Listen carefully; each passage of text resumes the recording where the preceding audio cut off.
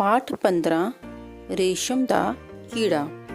बच्चों, अज इस पाठ राहीं असीं रेशम दे कीड़े बारे जानकारी प्राप्त करांगे। ਜਿਹੜੇ रेशमी चमकदार कपड़े ਅਸੀਂ ਪਾਉਂਦੇ ਹਾਂ, रेशमी रुमाल ਨੂੰ ਹੱਥ ਵਿੱਚ ਰੱਖਦੇ ਹਾਂ, ਕੀ ਤੁਹਾਨੂੰ ਪਤਾ ਹੈ ਕਿ ਇਹ ਕਿਸ ਚੀਜ਼ ਤੋਂ ਬਣਦੇ ਹਨ? ਤੁਸੀਂ ਸ਼ਾਇਦ ਸੋਚੋਗੇ ਕਿ ਇਹ रेशमी कपड़ा रूह तो ਜਾਂ ਫਿਰ ਉਨ ਤੋਂ ਬਣਦਾ ਹੋਏਗਾ, ਪਰ ਇਹ ਕੱਪੜਾ ਜਿਸ ਧਾਗੇ ਤੋਂ ਬਣਦਾ ਹੈ ਉਸ ਨੂੰ ਇੱਕ ਜਿਉਂਦਾ ਕੀੜਾ ਬਣਾਉਂਦਾ ਹੈ। ਇਸ ਕੀੜੇ ਨੂੰ ਰੇਸ਼ਮ ਦਾ ਕੀੜਾ ਕਹਿੰਦੇ ਹਨ। ਨਿੱਕੇ ਹੁੰਦੇ ਰੇਸ਼ਮ ਦਾ ਕੀੜਾ ਚੌਲਾਂ ਦੇ ਦਾਣੇ ਜਿੰਨਾ ਹੁੰਦਾ ਹੈ। ਇਸ ਦੀ ਸ਼ਕਲ ਬੜੀ ਅਜੀਬ ਜਿਹੀ ਹੁੰਦੀ ਹੈ। 16 ਤਾਂ ਇਸ ਦੇ ਪੈਰ ਹੁੰਦੇ ਹਨ ਅਤੇ 14 ਅੱਖਾਂ। ਇਸ ਦੇ ਜਬਾੜਿਆਂ ਦੇ ਦੋਵੇਂ ਪਾਸੇ 2 ਛੋਟੇ ਸੁਰਾਖ ਹੁੰਦੇ ਹਨ। ਸਭ ਤੋਂ ਪਹਿਲਾਂ ਚੀਨ ਦੇ ਲੋਕਾਂ ਨੂੰ ਰੇਸ਼ਮ ਦੇ ਕੀੜੇ ਦਾ ਪਤਾ ਲੱਗਾ। ਇਸ ਲਈ ਰੇਸ਼ਮ ਦੇ ਕੀੜੇ ਤੋਂ ਰੇਸ਼ਮੀ ਕੱਪੜਾ ਬਣਾਉਣ ਵਿੱਚ ਪਹਿਲ ਚੀਨ ਨੇ ਹੀ ਕੀਤੀ। ਦੂਜੇ ਦੇਸ਼ਾਂ ਦੇ ਲੋਕਾਂ ਨੇ ਰੇਸ਼ਮੀ ਕੱਪੜੇ ਦਾ ਭੇਤ ਜਾਣਨ ਦੀ ਬਹੁਤ ਕੋਸ਼ਿਸ਼ ਕੀਤੀ, ਪਰ ਚੀਨੀ ਲੋਕਾਂ ਨੇ ਇਹ ਭੇਦ ਨਾ ਖੁੱਲ੍ਹਣ ਦਿੱਤਾ। ਸੈਂਕੜੇ ਸਾਲਾਂ ਤੱਕ ਰੇਸ਼ਮ ਬਣਾਉਣ ਦਾ ਗੁਣ ਕੇਵਲ ਚੀਨੀਆਂ ਕੋਲ ਹੀ ਰਿਹਾ। ਇੱਕ ਵਾਰ ਚੀਨ ਦੇ ਇੱਕ ਬਾਦਸ਼ਾਹ ਦੀ ਸ਼ਹਿਜ਼ਾਦੀ ਦਾ ਵਿਆਹ ਕਿਸੇ ਹੋਰ ਦੇਸ਼ ਦੇ ਰਾਜਕੁਮਾਰ ਨਾਲ ਹੋ ਗਿਆ। ਜਦੋਂ ਸ਼ਹਿਜ਼ਾਦੀ ਆਪਣੇ ਸਹੁਰੇ ਘਰ ਜਾਣ ਲੱਗੀ ਤਾਂ ਉਸਨੇ ਇੱਕ ਖੋਖਲੇ ਬਾਂਸ ਵਿੱਚ ਕੁਝ ਕੀੜੇ ਪਾਏ ਤੇ ਲੁਕੋ ਕੇ ਆਪਣੇ ਨਾਲ ਲੈ ਗਈ। ਇਸ ਤਰ੍ਹਾਂ ਰੇਸ਼ਮ ਬਣਾਉਣ ਦਾ ਢੰਗ ਦੂਜੇ ਦੇਸ਼ਾਂ ਨੂੰ ਵੀ ਪਤਾ ਲੱਗ ਗਿਆ। ਇਹ ਕੀੜਾ ਜਦੋਂ ਆਂਡੇ ਵਿੱਚੋਂ ਨਿਕਲਦਾ ਹੈ ਤਾਂ ਬਿਲਕੁਲ ਛੋਟਾ ਜਿਹਾ ਹੁੰਦਾ ਹੈ। ਪੈਦਾ ਹੁੰਦਿਆਂ ਸਾਰ ਹੀ ਇਹ ਵਧਣ ਲੱਗ ਜਾਂਦਾ ਹੈ। ਪੇਟੂ ਤਾਂ ਇਹ ਇੰਨਾ ਹੈ ਕਿ ਪੈਦਾ ਹੁੰਦੇ ਹੀ ਖਾਣਾ ਸ਼ੁਰੂ ਕਰ ਦਿੰਦਾ ਹੈ। ਦਰਖਤਾਂ ਦੀਆਂ ਨਰਮ ਪੱਤੀਆਂ ਇਸ ਨੂੰ ਬਹੁਤ ਸਵਾਦ ਲੱਗਦੀਆਂ ਹਨ। ਸ਼ਹਿਤੂਤ ਇਸ ਕੀੜੇ ਦਾ ਮਨਭਾਉਂਦਾ ਖੁਰਾਕ ਹੈ। ਡੇਢ ਮਹੀਨੇ ਦੀ ਆਪਣੀ ਪੂਰੀ ਉਮਰ ਵਿੱਚ ਇਹ ਕੀੜਾ ਲਗਭਗ 1 ਮਣ ਖੁਰਾਕ ਹਜਮ ਕਰ ਜਾਂਦਾ ਹੈ। ਇਹ ਬਹੁਤ ਤੇਜ਼ੀ ਨਾਲ ਵੱਧਦਾ ਹੈ। ਜਦੋਂ ਇਹ ਕੀੜਾ 7 ਦਿਨਾਂ ਦਾ ਹੋ ਜਾਂਦਾ ਹੈ ਤਾਂ ਇਹ ਇੰਨਾ ਵੱਧ ਜਾਂਦਾ ਹੈ ਕਿ ਇਸ ਦੇ ਜਿਸਮ ਦੀ ਖੱਲ ਛੋਟੀ ਹੋ ਜਾਂਦੀ ਹੈ ਅਤੇ ਇਹ ਆਪਣੀ ਖੱਲ ਪਾੜ ਕੇ ਉਸ ਵਿੱਚੋਂ ਬਾਹਰ ਨਿਕਲ ਆਉਂਦਾ ਹੈ। 10ਵੇਂ ਦਿਨ ਇਸ ਦੀ ਦੂਸਰੀ ਖੱਲ ਵੀ ਛੋਟੀ ਹੋ ਜਾਂਦੀ ਹੈ ਅਤੇ ਇਹ ਇਸ ਨੂੰ ਵੀ ਲਾਹ ਸੁੱਟਦਾ ਹੈ। 15ਵੇਂ ਦਿਨ ਇਹ ਕੀੜਾ ਤੀਜੀ ਖੱਲ ਵੀ ਉਤਾਰ ਦਿੰਦਾ ਹੈ। 30ਵੇਂ ਦਿਨ ਇਹ ਵੱਧ ਕੇ ਕੋਈ 3 ਇੰਚ ਲੰਬਾ ਹੋ ਜਾਂਦਾ ਹੈ। ਇਸ ਦੀ ਇਹ ਖੱਲ ਵੀ ਛੋਟੀ ਹੋ ਜਾਂਦੀ ਹੈ ਅਤੇ ਇਹ ਇਸ ਨੂੰ ਵੀ ਲਾਹ ਦਿੰਦਾ ਹੈ। ਇਸ ਸਮੇਂ ਦੌਰਾਨ ਇਹ ਕੁਝ ਨਹੀਂ ਕਰਦਾ, ਬਸ ਖਾਂਦਾ ਹੀ ਰਹਿੰਦਾ ਹੈ। ਇਸ ਦੇ ਕੰਮ ਦਾ ਵਕਤ ਉਹ ਹੁੰਦਾ ਹੈ ਜਦੋਂ 30ਵੇਂ ਦਿਨ ਇਹ ਖੂਬ ਪੇਟ ਭਰ ਕੇ ਖਾ ਲੈਂਦਾ ਹੈ ਅਤੇ ਮਸਤ ਹੋ ਕੇ ਕਿਸੇ ਪੱਤੇ ਦੇ ਬੈਠ ਜਾਂਦਾ ਹੈ।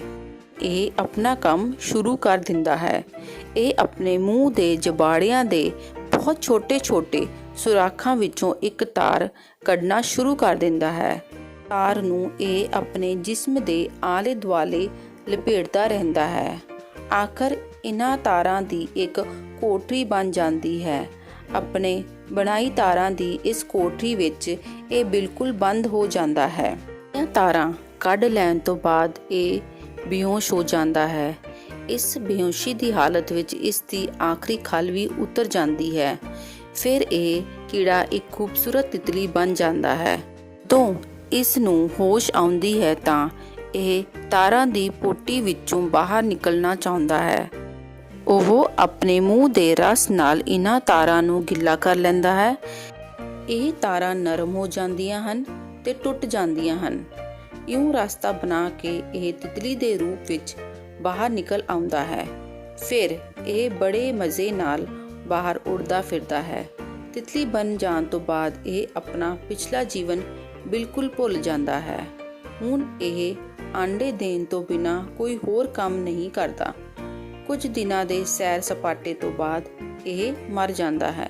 ਆਦਮੀ ਕੀੜੇ ਨੂੰ ਤਿਤਲੀ ਬਣਨ ਤੋਂ ਪਹਿਲਾਂ ਹੀ ਮਾਰ ਦਿੰਦਾ ਹੈ ਤਾਂ ਕਿ ਉਸ ਵੱਲੋਂ ਕੱਤੀ ਗਈ ਤਾਰ ਦੀ ਪੋਟਲੀ ਕਿਧਰੇ ਖਰਾਬ ਨਾ ਹੋ ਜਾਵੇ। ਜਦੋਂ ਕੀੜਾ ਸਾਰੇ ਤਾਰ ਕੱਢ ਲੈਂਦਾ ਹੈ ਅਤੇ ਕੋਠੜੀ ਵਿੱਚ ਬੰਦ ਹੋ ਕੇ ਬੇਹੋਸ਼ ਹੋ ਜਾਂਦਾ ਹੈ ਤਾਂ ਆਦਮੀ ਮੁੱਢੇ ਨੂੰ ਉਸੇ ਵਕਤ ਉਤਾਰ ਲੈਂਦਾ ਹੈ ਅਤੇ ਗਰਮ ਪਾਣੀ ਵਿੱਚ ਸੁੱਟ ਦਿੰਦਾ ਹੈ। ਵਿਚਾਰਾ ਕੀੜਾ ਹੋਸ਼ ਵਿੱਚ ਆਉਣ ਤੋਂ ਪਹਿਲਾਂ ਹੀ ਮਰ ਜਾਂਦਾ ਹੈ। ਗਰਮੀ ਮਿਲ ਜਾਣ ਕਰਕੇ ਇਹ ਤਾਰਾਂ ਵੀ ਅਲੱਗ-ਅਲੱਗ ਹੋ ਜਾਂਦੇ ਹਨ। ਇਸ ਤੋਂ ਬਾਅਦ ਕਈ ਤਾਰਾਂ ਇਕੱਠੀਆਂ ਕਰਕੇ ਕੱਤ ਲਈਆਂ ਜਾਂਦੀਆਂ ਹਨ। ਇਸ ਤਰ੍ਹਾਂ ਰੇਸ਼ਮ ਦਾ ਬਹੁਤ ਬਰੀਕ ਧਾਗਾ ਤਿਆਰ ਹੋ ਜਾਂਦਾ ਹੈ। ਇਸ ਧਾਗੇ ਦਾ ਰੰਗ ਸੁਨਹਿਰੀ ਹੁੰਦਾ ਹੈ। ਇਹ ਕੱਚੇ ਰੇਸ਼ਮ ਨੂੰ ਸਾਫ਼ ਕਰਕੇ ਕੱਪੜਾ ਬਣਾਉਣ ਦੇ ਯੋਗ ਬਣਾਇਆ ਜਾਂਦਾ ਹੈ। ਰੇਸ਼ਮ ਬਣਾਉਣ ਦੇ ਦੋ ਤਰੀਕੇ ਹਨ। ਇੱਕ ਤਾਂ ਇਹ ਕੱਪੜਾ ਖੱਡੀਆਂ ਨਾਲ ਬਣਾਇਆ ਜਾਂਦਾ ਹੈ ਤੇ ਦੂਜਾ ਮਸ਼ੀਨਾਂ ਰਾਹੀਂ ਤਿਆਰ ਕੀਤਾ ਜਾਂਦਾ ਹੈ। ਅੱਜ ਕੱਲ੍ਹ ਰੇਸ਼ਮ ਪੈਦਾ ਕਰਨਾ ਉਦਯੋਗ ਬਣ ਗਿਆ ਹੈ। ਜਿਵੇਂ ਸੂਤ ਤਿਆਰ ਕਰਨ ਲਈ ਅਸੀਂ ਖੇਤਾਂ ਵਿੱਚ ਕਪਾਹ ਬੀਜਦੇ ਹਾਂ, ਉੱਨੀ ਕੱਪੜਾ ਤਿਆਰ ਕਰਨ ਲਈ ਭੇਡਾਂ ਪਾਲਦੇ ਹਾਂ। ਇਸੇ ਤਰ੍ਹਾਂ ਰੇਸ਼ਮ ਪ੍ਰਾਪਤ ਕਰਨ ਲਈ ਸ਼ਹਿਤੂਤ ਦੇ ਬਾਗ ਲਾਏ ਜਾਂਦੇ ਹਨ। ਰੇਸ਼ਮ ਦਾ ਕੀੜਾ ਜ਼ਿਆਦਾ ਗਰਮੀ ਤੇ ਜ਼ਿਆਦਾ ਸਰਦੀ ਬਰਦਾਸ਼ਤ ਨਹੀਂ ਕਰ ਸਕਦਾ। ਸ਼ਹਿਤੂਤ ਦਾ ਦਰਖਤ ਵੀ ਅਜਿਹੀਆਂ ਥਾਵਾਂ ਉੱਤੇ ਵਧੇਰੇ ਹੁੰਦਾ ਹੈ ਜਿੱਥੇ ਨਾ ਜ਼ਿਆਦਾ ਗਰਮੀ ਤੇ ਨਾ ਜ਼ਿਆਦਾ ਸਰਦੀ ਹੋਵੇ। ਅੱਜ ਕੱਲ੍ਹ ਰੇਸ਼ਮ ਦੇ ਕੀੜੇ ਪਾਲਣ ਦਾ ਕੰਮ ਸਾਡੇ ਦੇਸ਼ ਵਿੱਚ ਵੀ ਬਹੁਤ ਹੋ ਰਿਹਾ ਹੈ। ਕੁਝ ਹੋਰ ਯਾਦ ਰੱਖਣ ਯੋਗ ਗੱਲਾਂ। ਰੇਸ਼ਮ ਦੇ ਕੀੜੇ ਦੁਆਰਾ ਬਣਾਈ ਕੋਠੜੀ ਨੂੰ ਕੋਕੂਨ ਕਹਿੰਦੇ ਹਨ। 15 ਕੋਕੂਨ ਉਬਾਲ ਕੇ ਕੇਵਲ 1 ਗ੍ਰਾਮ ਰੇਸ਼ਮ ਪ੍ਰਾਪਤ ਹੁੰਦਾ ਹੈ। ਰੇਸ਼ਮ ਦਾ ਉਤਪਾਦਨ ਚੀਨ ਅਤੇ ਭਾਰਤ ਵਿੱਚ ਵਧੇਰੇ ਹੁੰਦਾ ਹੈ। ਭਾਰਤ ਵਿੱਚ ਰੇਸ਼ਮ ਕਰਨਾਟਕਾ, ਆਂਧਰਾ ਪ੍ਰਦੇਸ਼ ਅਤੇ ਤਾਮਿਲਨਾਡੂ ਵਿੱਚ ਵਧੇਰੇ ਹੁੰਦਾ ਹੈ। ਹੁਣ ਅਸੀਂ ਪਾਠ ਅਭਿਆਸ ਕਰਾਂਗੇ। ਊੜਾ ਜ਼ੁਬਾਨੀ ਅਭਿਆਸ। ਨਿੱਕੇ ਹੁੰਦੇ ਰੇਸ਼ਮ ਦਾ ਕੀੜਾ ਕਿਸ ਵਰਗਾ ਹੁੰਦਾ ਹੈ? ਚੌਲਾਂ ਦੇ ਦਾਣੇ ਵਰਗਾ। ਪ੍ਰਸ਼ਨ ਦੂਸਰਾ, ਰੇਸ਼ਮ ਦੇ ਕੀੜੇ ਦੀ ਉਮਰ ਕਿੰਨੀ ਹੁੰਦੀ ਹੈ? ਮਹੀਨੇ ਤੋਂ 1.5 ਮਹੀਨੇ ਤੱਕ। ਪ੍ਰਸ਼ਨ ਤੀਸਰਾ, ਤਿਤਲੀ ਬਣ ਕੇ ਇਹ ਕੀੜਾ ਕੀ ਕਰਦਾ ਹੈ? ਆਂਡੇ ਦਿੰਦਾ ਹੈ। ਪ੍ਰਸ਼ਨ ਚੌਥਾ, ਰੇਸ਼ਮ ਬਣਾਉਣ ਦੇ ਕਿੰਨੇ ਤਰੀਕੇ ਹਨ? 2 ਤਰੀਕੇ ਹਨ, ਖੱਡੀਆਂ ਦੁਆਰਾ ਅਤੇ ਮਸ਼ੀਨਾਂ ਦੁਆਰਾ। ਐੜਾ ਹੇਠ ਲਿਖੇ ਪ੍ਰਸ਼ਨਾਂ ਦੇ ਉੱਤਰ ਦਿਓ। ਪਹਿਲਾ, ਰੇਸ਼ਮ ਦੇ ਕੀੜੇ ਦੀ ਸ਼ਕਲ ਕਿਹੋ ਜਿਹੀ ਹੁੰਦੀ ਹੈ? ਇਸ ਦੀ ਸ਼ਕਲ ਬਹੁਤ ਅਜੀਬ ਹੁੰਦੀ ਹੈ। ਇਸ ਦੇ 16 ਪੈਰ ਅਤੇ 14 ਅੱਖਾਂ ਹੁੰਦੀਆਂ ਹਨ। ਜਬੜਿਆਂ ਦੇ ਦੋਵੇਂ ਪਾਸੇ 2 ਛੋਟੇ-ਛੋਟੇ ਸੁਰਾਖ ਹੁੰਦੇ ਹਨ।